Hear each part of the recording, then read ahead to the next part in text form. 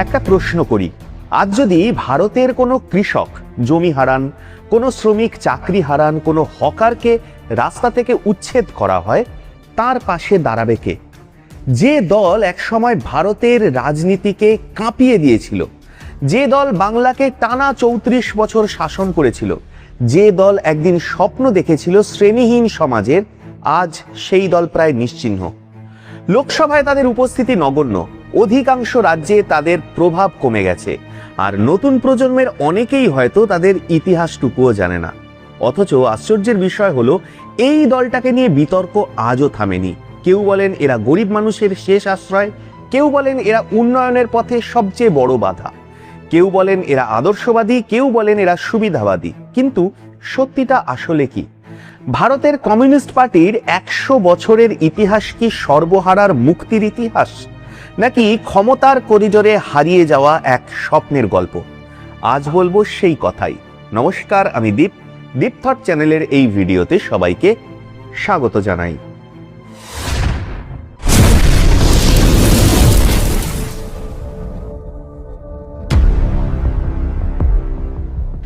এই গল্পের শুরু ভারত থেকে নয়, শুরু হাজার হাজার কিলোমিটার দূরে রাশিয়ায়।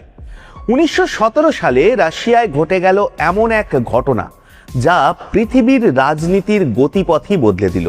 জার সাম্রাজ্যের পতন হলো, ক্ষমতায় এলেন ভ্লাদিমির লেনিন এবং বলশেভিকরা। তাদের বক্তব্য ছিল স্পষ্ট, পৃথিবীর সমস্ত সম্পদ তৈরি করে শ্রমিক, কিন্তু সেই সম্পদের মালিক হয় অন্য কেউ। সমাজকে বদলাতে হলে ক্ষমতা যেতে হবে শ্রমজীবী মানুষের হাতে। এই ধারণা আগুনের মতো ছড়িয়ে পড়ল সারা পৃথিবীতে, আর সেই আগুনের কিছু স্ফুলিঙ্গ এসে পড়ল ব্রিটিশ শাসিত ভারতেও। তখন ভারতের স্বাধীনতা সংগ্রাম চলছে পুরো দমে, কিন্তু কিছু তরুণ বিপ্লবীর মনে প্রশ্ন উঠল, শুধু ইংরেজদের তাড়ালেই কি সব সমস্যার সমাধান হবে? ইংরেজ চলে গেলেও যদি জমিদার থাকে, যদি শোষণ থাকে, যদি ধনী গরিবের ব্যবধান থেকে যায়, তাহলে স্বাধীনতার অর্থ কি?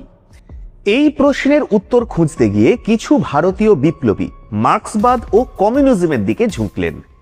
1920 সালে তাসখান্ডে প্রতিষ্ঠিত হলো কমিউনিস্ট পার্টি অফ ইন্ডিয়া। মজার বিষয় হলো, ভারতের কমিউনিস্ট পার্টির জন্মই হয়েছিল ভারতের বাইরে। ব্রিটিশ সরকার প্রথম থেকেই এই আন্দোলনকে সন্দেহের চোখে দেখত, কারণ এরা শুধু রাজনৈতিক স্বাধীনতা চাইছিল না, এরা চাইছিল সামাজিক ও অর্থনৈতিক বিপ্লব। পরবর্তী কয়েক দশক ধরে কমিউনিস্টরা শ্রমিক ইউনিয়ন, কৃষক আন্দোলন, ছাত্র রাজনীতি এবং ঔপনিবেশিক বিরোধী সংগ্রামের মধ্যে নিজেদের প্রভাব বিস্তার করতে শুরু করলো। জেল, মামলা, নিষেধাজ্ঞা কিছুই তাদের থামাতে পারল না। কিন্তু স্বাধীনতার পর তাদের সামনে এসে দাঁড়ালো সবথেকে বড় প্রশ্ন, পথ কোনটা? রাশিয়ার মতো সশস্ত্র বিপ্লব, নাকি ভারতের গণতান্ত্রিক ব্যবস্থার মধ্যে থেকেই পরিবর্তন আনার চেষ্টা?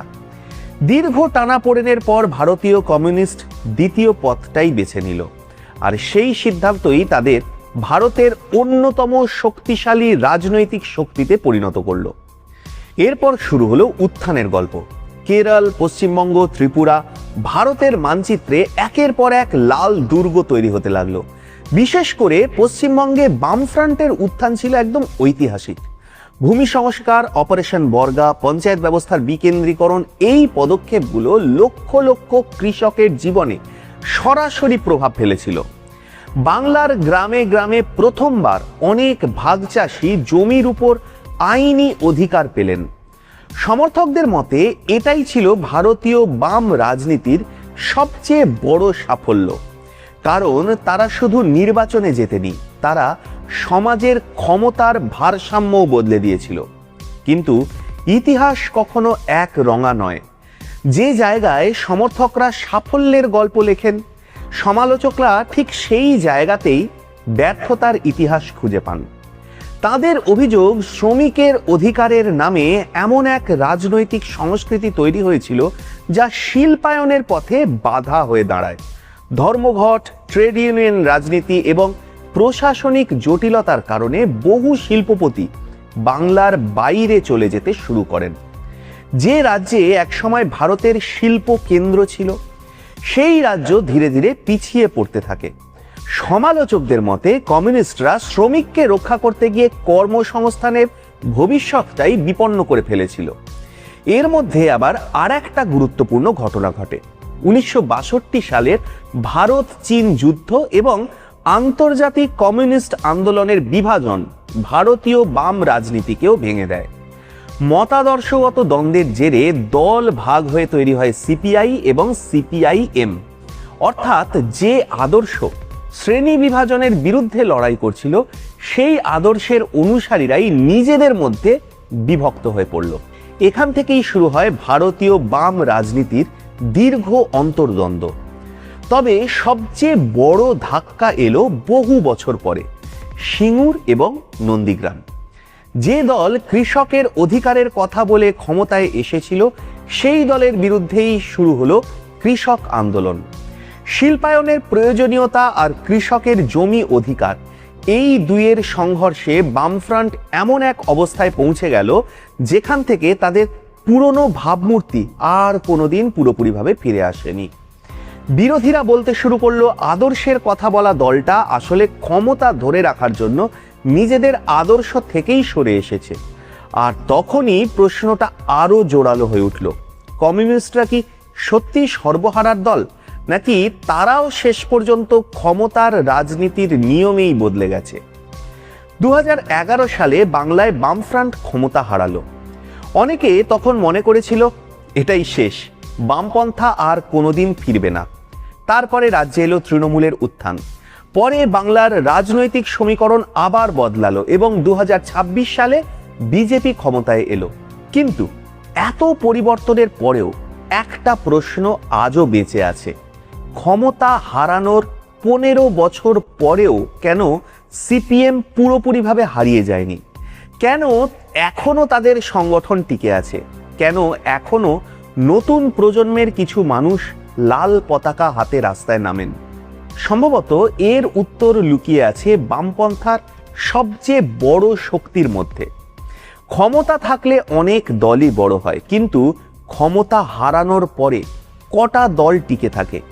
বাংলার রাজনৈতিক ইতিহাসে আমরা দেখেছি ক্ষমতার পালা বদলের সঙ্গে সঙ্গে বহু তৃণমূল নেতা দলবদল করেছেন, বহু কর্মী নতুন রাজনৈতিক আশ্রয় খুঁজেছেন, কিন্তু বামপন্থার একটা বড় অংশ এখনো ওই একই পতাকার নিচে দাঁড়িয়ে আছে। আরও একটা বিষয় প্রায়ই আলোচনায় আসে, দীর্ঘ বাম শাসনের বিরুদ্ধে শিল্পনীতি বা প্রশাসনিক ব্যর্থতা বা রাজনৈতিক সহিংসতা নিয়ে সমালোচনা হয়েছে এবং হওয়া উচিত।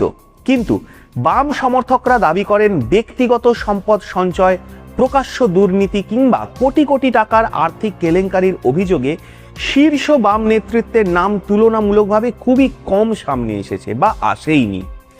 এই দাবির সঙ্গে সবাই একমত নাও হতে পারেন, কিন্তু বাংলার রাজনৈতিক আলোচনায় এটা এখনো একটা গুরুত্বপূর্ণ যুক্তি।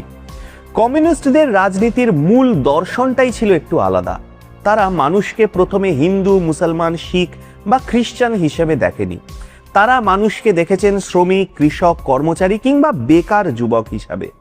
তাদের যুক্তি ছিল একজন গরিব হিন্দু কৃষকের সমস্যা আর একজন গরিব মুসলমান কৃষকের সমস্যা কিন্তু আলাদা নয়। একজন কারখানায় শ্রমিকের ধর্ম আলাদা হতে পারে, কিন্তু তার মজুরি, তার অনিশ্চয়তা, তার জীবনের সংগ্রাম কিন্তু একই।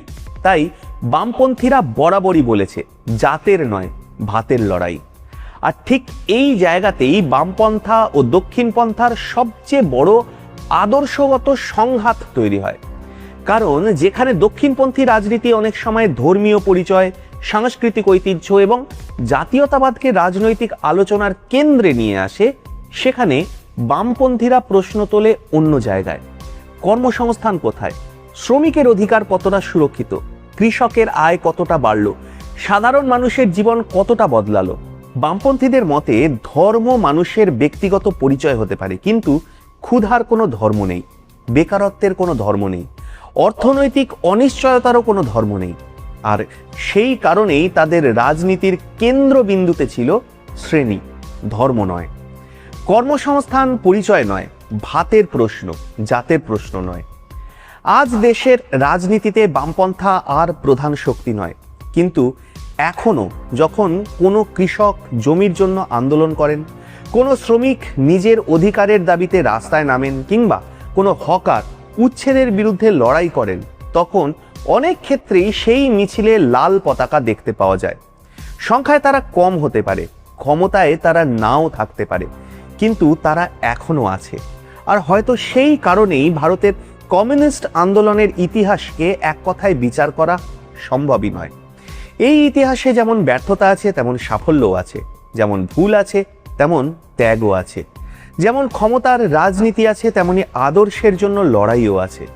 তাই শেষ প্রশ্নটা আপনাদের জন্যই রইল, ভারতের কমিউনিস্ট পার্টি কি সর্বহারা নাকি সুবিধাবাদী?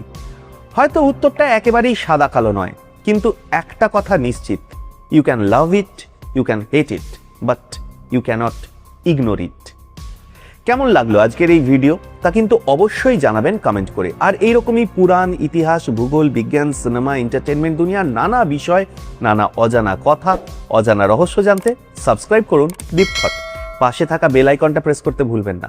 আর হ্যাঁ, এই ভিডিওর ডেসক্রিপশনে এই চ্যানেলের ফেসবুক পেজ, ইনস্টা হ্যান্ডেল আর হোয়াটসঅ্যাপ চ্যানেলের লিংক রয়েছে।